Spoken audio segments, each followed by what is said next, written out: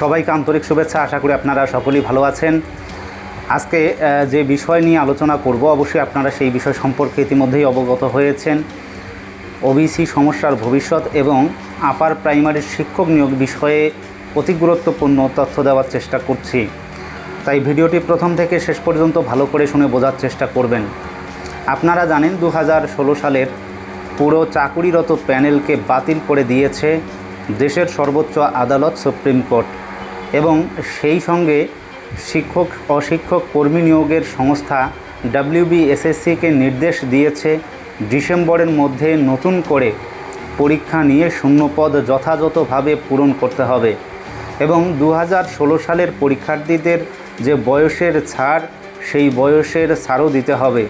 এছাড়াও আরও অনেক গুরুত্বপূর্ণ বিষয় কিন্তু সুপ্রিম কোর্ট তার অর্ডারে উল্লেখ করেছিল।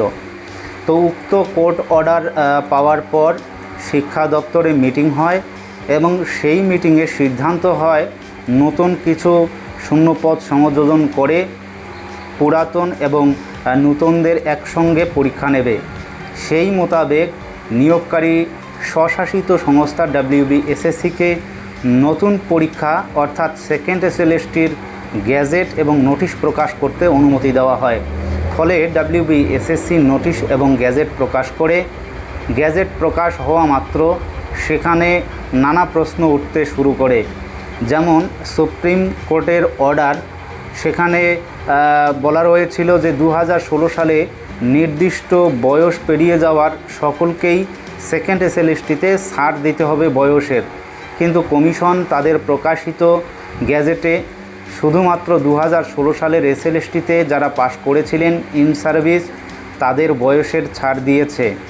তারা তাদের রোল নং ইনপুট করলেই আরও অন্যান্য অপশন দেখা যায়, যা নট কল ফর ভেরিফিকেশন। যে সমস্ত প্রার্থী, সেই সমস্ত প্রার্থীরা যখন বয়সের ছাড়ের ওখানে ক্লিক করে সেই অপশনগুলো কিন্তু দেখায় না।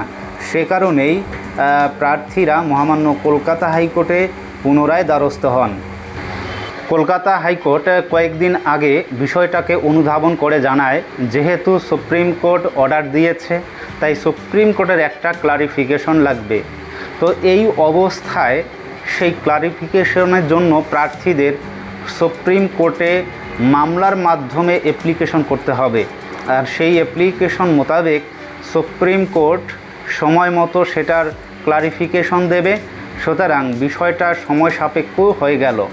তাই আমি আগের ভিডিওতে বলেছিলাম 2016 সালের সকলেই বয়সের ছাড়ের প্রাধান্য পাবেন, কিন্তু এখন যা দেখা যাচ্ছে সুপ্রিম কোর্ট আংশিক সময়ের বেঞ্চ খোলা রেখেছে, পূর্ণ সময়ের বেঞ্চগুলি এই মুহূর্তে ছুটিতে রয়েছে, আর এদিকে সেকেন্ড SLSTর অ্যাপ্লিকেশনের যে সময়সীমা সেটা ঘনিয়ে আসছে।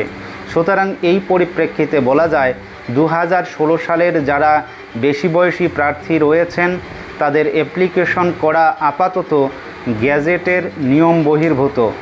মোট কথা সর্বোচ্চ আদালতের মুখাপেক্ষী হয়ে থাকতে হবে প্রার্থীদের। আশা করি বিষয়টি আপনাদের বোঝাতে পেরেছি। আর অপরদিকে SLSTতে আরও একটি সমস্যার সম্মুখীন হয়েছেন চাকুরি প্রার্থীরা।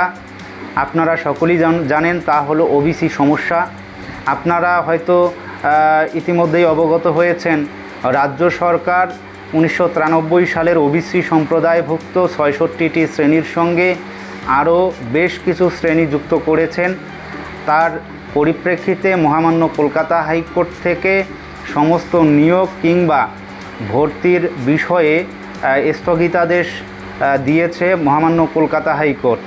এবং মহামান্য কলকাতা হাইকোর্ট এও জানায় 66টি সম্প্রদায়কে নিয়ে ওবিসি সংরক্ষণ যদি 7% রাজ্য সরকার করে তাহলে যে কোনো নিয়োগ প্রক্রিয়া এবং ভর্তির প্রক্রিয়া চালু করতে পারে।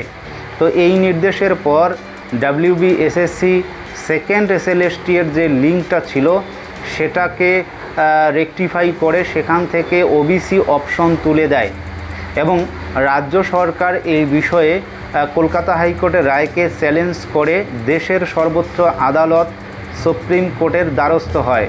কিন্তু সুপ্রিম কোর্টে সেই আপিল এখনও পর্যন্ত অ্যাকসেপ্ট হয়নি। যখনই অ্যাকসেপ্ট হবে অবশ্যই আমি আপনাদের সেই বিষয়টা জানিয়ে দেওয়ার চেষ্টা করব। তো বিষয়টা হচ্ছে সুপ্রিম কোর্ট যদি অ্যাকসেপ্ট করে তাহলে কি হবে।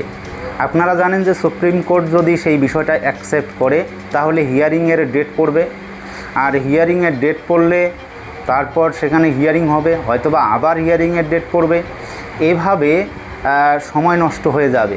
মোট কথা ওবিসি সম্প্রদায়ভুক্ত প্রার্থীদের ক্ষেত্রেও সময় সাপেক্ষ ব্যাপার দাঁড়াচ্ছে। তাই অনেকে মনে করছেন 2-1 দিনে অপেক্ষা করবেন, দেখবেন যদি WBSSC মহামান্য কলকাতা হাইকোর্টের সেই 66টি সম্প্রদায়ের কথা ভেবে লিঙ্ক মডিফাই করে তাহলে ওবিসি অপশন জুড়ে দিয়ে নতুন নিয়োগের যে প্রসেস চলছে অর্থাৎ সেকেন্ড SLSTর যে প্রসেস চলছে সেখানে তারা অংশগ্রহণ করবেন, অর্থাৎ অনলাইন অ্যাপ্লিকেশন করবেন।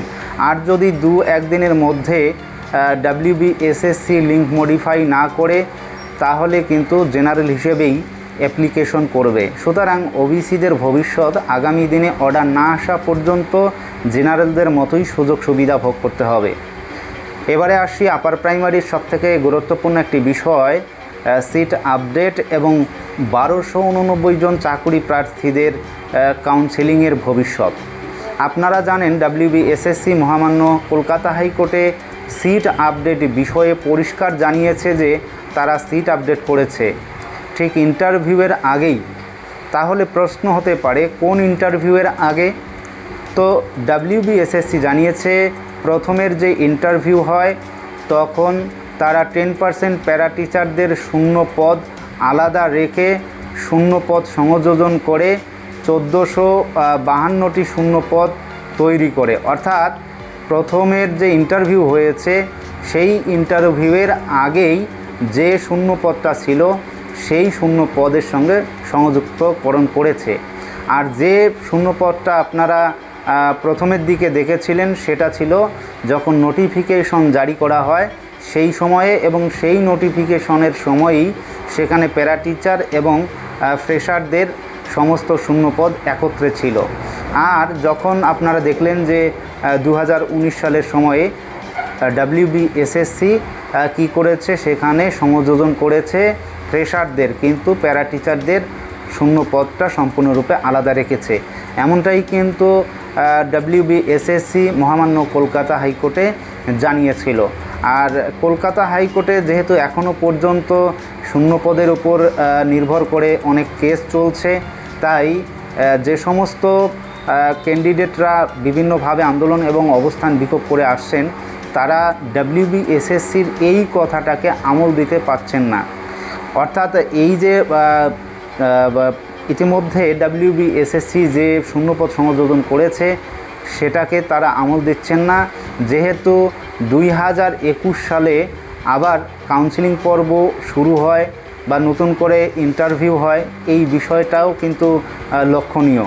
সে কারণেই WBSSC যে সিট আপডেটের কথা বলেছে প্রার্থীরা কিন্তু এই মুহূর্তে মানতে নারাজ।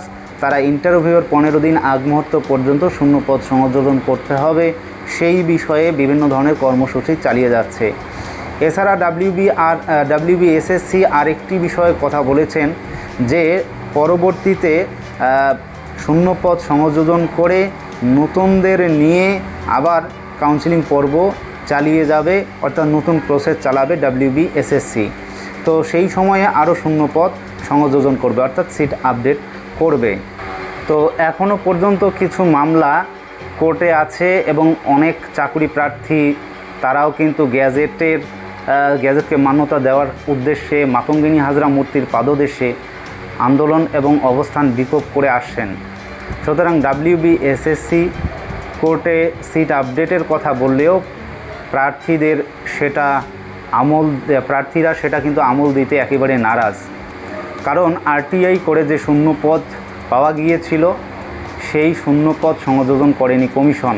সুতরাং আপার প্রাইমারির শূন্যপদ সংযোজন প্রার্থীদের বক্তব্য অনুসারে বৃহত্তর আন্দোলন ছাড়া উপায় নেই।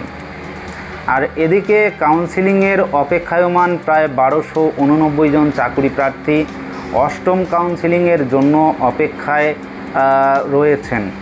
তারাও কিন্তু আন্দোলন এবং অবস্থান বিক্ষোভ করছেন। আমরা যতটুকু শুনতে পাচ্ছি যে খুব দ্রুত তাদের জন্য একটা নোটিশ আসতে চলছে। তবে প্রার্থীদের মনেও যথেষ্ট ভয় জাগছে। যদি প্যানেলের সময়সীমা অতিবাহিত হয়ে যায় তাহলে তাদের চাকুরির বৈধতা থাকবে না। তো আগামী দিনে এই কাউন্সেলিং বিষয়ে যা খবর আসবে অবশ্যই আমি আপনাদের পুঙ্খানুপুঙ্খ তুলে ধরার চেষ্টা করব। তবে ভিডিওর শেষে আমি একটা বিশেষ অনুরোধ করছি, সেকেন্ড এসএলএসটির প্রয়োজনীয় কিছু সহায়ক বই আমি শেয়ার করলাম লিংকের মাধ্যমে। আপনারা আমার সেই লিংকের মাধ্যমে প্রয়োজনীয় বইগুলি কিনে পড়বেন। আশা করি সেকেন্ড এসএলএসটিতে আপনারা ভালো ফল করবেন। তো আজকের ভিডিও এ পর্যন্ত। সকলেই ভালো থাকবেন, সুস্থ থাকবেন। ধন্যবাদ।